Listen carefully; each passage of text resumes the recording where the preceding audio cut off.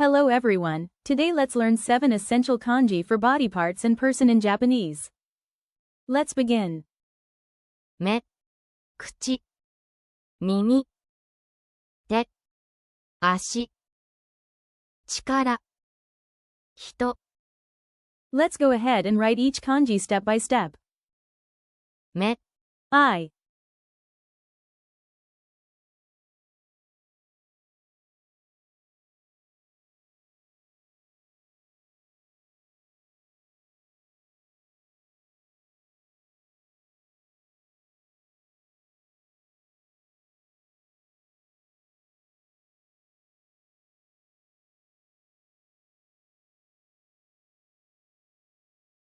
目、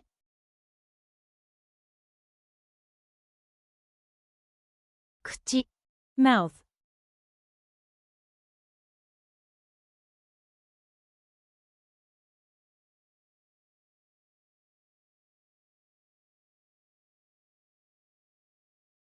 口、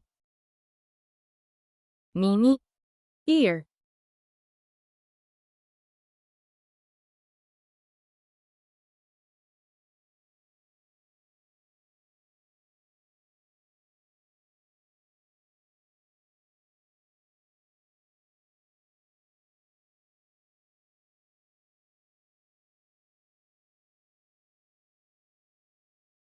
耳、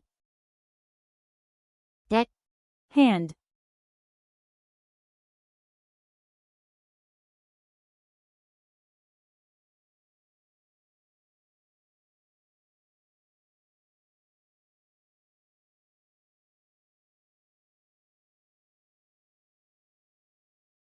手、足、 foot,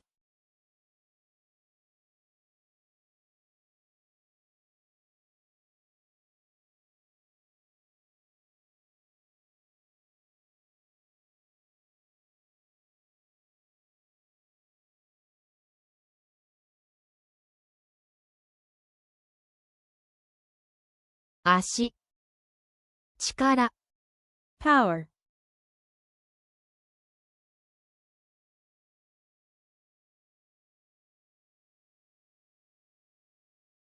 力、人、 person. From a cat's perspective, 人、 means human. 人、 Great job. Let's review. 目、口、耳、手、足、力、人。 Well done. Today we covered 7 important kanji together. See you in the next video.